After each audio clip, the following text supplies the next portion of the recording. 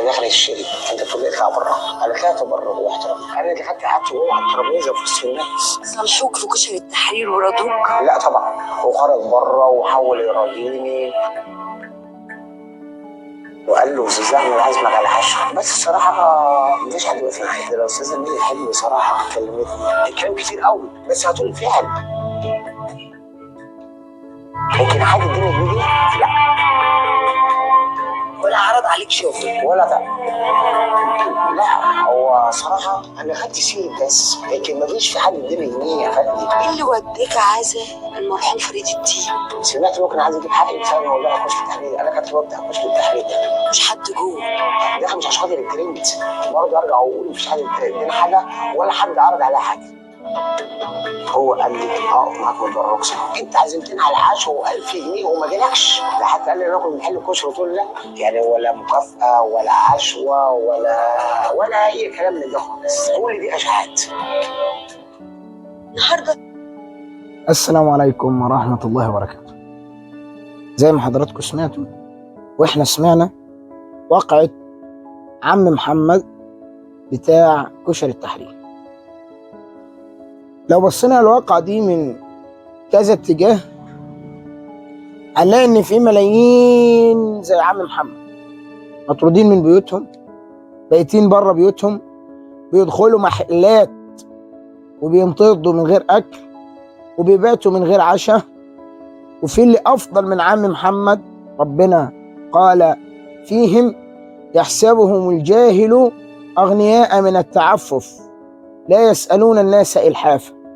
في ناس كتير جدا مطرودة من وسط أهليها، من وسط بيوتها، من وسط جيرانهم، ومع ذلك ما عملوش الهيصة والزيطة اللي عم محمد ده عملها. انت يا عم محمد مش مطرود من الجنة عشان تعمل كل اللي عملته ده. عايز تقابل الفنان مش عارف مين او الفنانة مين، واحمد العوضي يقابلك ويعشيك ويصوروا اكل اسراف وقمة الاسراف والتبذير. يعني الاكل اللي كان محطوط قدامهم ياكل 1000 اسرة فقيرة، 1000 اسرة فقيرة محتاجة. ده حرام ولا حلال؟ انت بدل ما تبص لواحد ركب الترند ايا كان غرضه، والله اعلم بالنوايا والله اعلم بما تخفيه النفوس والصدور، ايا كان غرضه ايا كان مقصده انه يركب الترند.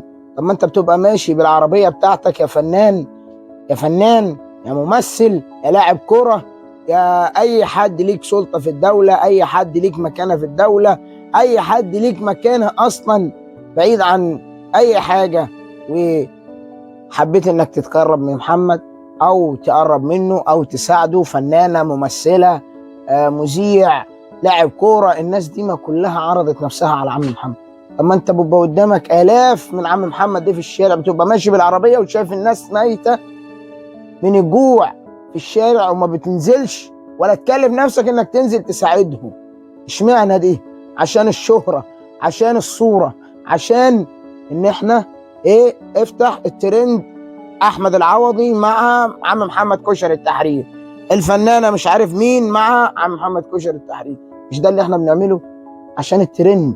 انما لو انت بتقدم المساعدة دي عشان ربنا ولوجه الله هتعمل المساعدة دي مع اي حد. احنا كل واحد فينا عنده بلده مليانة ناس محتاجين، ساعد في بلدك، ساعد الفقراء، ساعد الناس اللي بتنام من غير عشاء، ساعد الناس اللي بتنكسف تمد ايدها للناس وتقول اديني، ما تساعدش البجح. الناس دي كلها محتاجة، الناس دي نايمة في بيوتها جعانة، ما في مليون واحد زي عم محمد. اصل معلش محمد ده ما انطردش من الجنة، ده ابليس لما انطرد من الجنة ما عملش اللي هو عمله ده. عايز يترشح لمجلس الشعب مع التحفظ، راح ميتم او عزاء فريد دي، يعني ماشي مش مختلف معاك، بس ده ايه غرضك من روحتك الميت او العزاء الا الترند؟ طب وده واحنا كشعب على السوشيال ميديا للاسف سفهاء جدا، بنعمل قيمه وبنعلي ناس ملهاش اي 30 لازمه. احنا اللي بنمسك التليفون وبنعلي الرقاصه وبنعلي المغني اللي بيغني مهرجانات لا يعني لا لها معنى ولا لها مذاق ولا لها مسمع ولا لها اي شيء من الفن، وبنرجع نقول الناس دي ما تصلحش. طب ما احنا اللي عليناهم، ما احنا اللي خلينا واحد زي محمد بتاع الكشري ده ليه قيمه في المجتمع، له لازمه في المجتمع. ليه اقف اتصور معاه؟ هو مين عشان اتصور معاه؟ اعمل له قيمه ليه؟ ده راجل رايح ميتم فريد الديب معاه بودو جارد.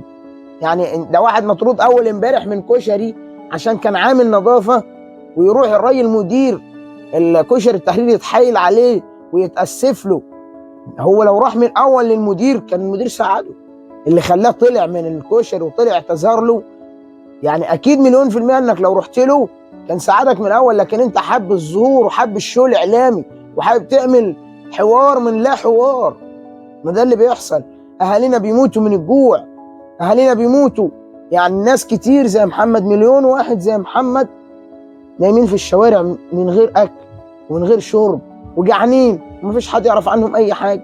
احنا بس عايزين اللي يركب الترند، اللي يركب الشو الاعلامي. احنا عايزين المناظر وعايزين المظاهر وبس. اما انت عندك زي ما قلنا 1000 واحد زي محمد كل يوم بيبات من غير عشاء. انت فين من الناس دي؟ انت فين من الفقراء؟ انت فين من المساكين؟ انت اصلا عارف ايه الفرق بين الغني بين الفقير والمسكين؟ انت اصلا عارف ان انت بعمايلك مع محمد دي بتخليه هو اصلا ياخد مقلب في نفسه، ياخد غرور في نفسه، وبعد كده يقول لك ده انا عايز ادخل عضويه مجلس الشعب. يا عم ارحمونا، ارحمونا من اللي بيحصل على السوشيال ميديا. المهازل اللي بتحصل دي بلاش منها. عايزين يعني السوشيال ميديا عملت قيمه لناس ملهاش اي قيمه.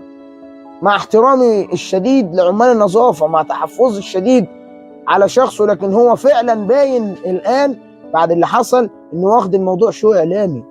انا عايزين نفوق، عايزين نصحى، عايزين نركز ونكون فاهمين. مش ننساق خلف الشائعات. ده واحد طلع وقال لك انا انطردت من كشري التحرير وانطردت وعمل فيديو. نقعد يعني احنا بنخوض في عرض صاحب الكشري، والله اعلم فين الحقيقه، والله اعلم هو عمل الفيديو ده غرضه ايه، ونسوقنا خلفه. وللاسف كانت المفاجاه احنا كنا اصلا قاصدين ان احنا نقف معاه. كانت وقفه منيله بنيله يوم ما وقفنا معاه، يوم ما تعاطفنا معاه. انت اصلا واخد الموضوع شو اعلامي. ووجه رساله لكل الفنانين ولا الممثلين ولا لعيب الكوره ولا الاعلاميين ولا اي حد ظهر بمظهر انه يعني يركب الترند مع محمد. في ملايين الناس زي محمد، بل في ملايين اسر حالتها اوسخ من حاله محمد ومحدش بيسال عنها. لو عايز تعمل الخير اعمله لله، ما تعملوش من اجل الرياء والشو والسمعه. وما تنساش تصلي على النبي، وما تنساش تشترك في القناه وتدوس لايك وزر الاعجاب. والسلام عليكم ورحمه الله وبركاته.